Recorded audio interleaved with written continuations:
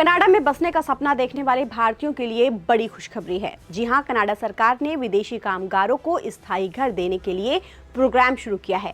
इसका ऐलान देश की इमिग्रेशन मिनिस्टर लीना मैटलेज डियाब ने किया है। इस प्रोग्राम का मकसद अगले 2 साल में इन डिमांड सेक्टर में 33,000 वर्कर्स को परमानेंट घर देना है। कनाडा में काम करने वाले और पढ़ाई करने वाले भारतीयों की बड़ी संख्या है। ऐसे में इस प्रोग्राम का भारतीयों को खास तौर पर फायदा मिलेगा।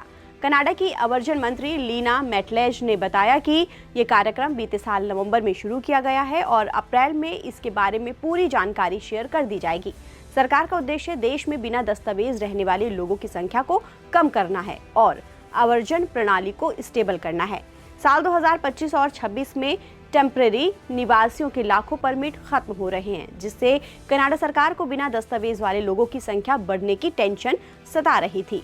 ऐसे में ये प्रोग्राम प्रधानमंत्री मार्क कार्नी की कोशिश का एक हिस्सा माना जा रहा है, जिसे 2027 तक कनाडा की आबादी में नॉन परमानेंट निवासियों की हिस्सेदारी को 5% से कम किया जा सकेगा, जो 2025 के आखिर में 6.8% थी।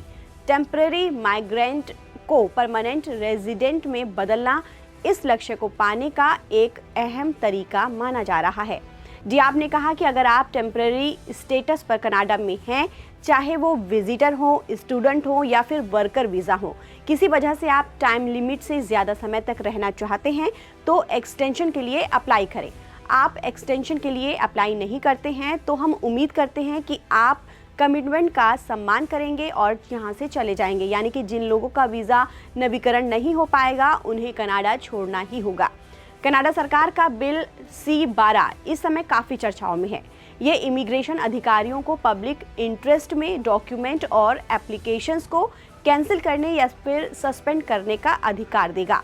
डियाब का कहना है कि सरकार का मकसद टेम्परेरी रेजिडेंट्स की संख्या कम करना, परमानेंट रेजिडेंट एडमिशन को स्टेबल करना और एक इंटरनेशनल टैलेंट अट्रैक्शन स्ट्रैटेजी लागू करना है। डियाब ने कहा कि कनाडा को लेबर की ज़रूरत और वर्कर की सुरक्षा के बीच बैलेंस बनाने की ज़रूरत है। सैकड़ों इंडस्ट्री और बिजनेस को वर्कर्स की बड़ी संख्या में ज़रूरत होती है। कई सेक्टर में जॉब भरने के लिए काफ़ी कैनेडियन नहीं है।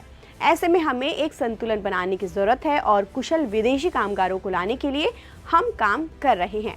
कुल मिलाकर कनाडा सरकार का ये नया PR कार्यक्रम भारतीयों के लिए एक सुनहरा मौका साबित हो सकता है। जो लोग कनाडा में स्थायी रूप से बसने का सपना देख रहे हैं, उनके लिए ये खबर उम्मीद की एक नई किरण लेकर आई है।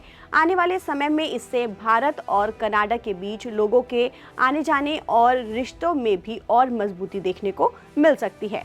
ताज़ा अपडेट के लिए आप बने रहिए नवभारत टाइम्स के साथ। नमस्कार।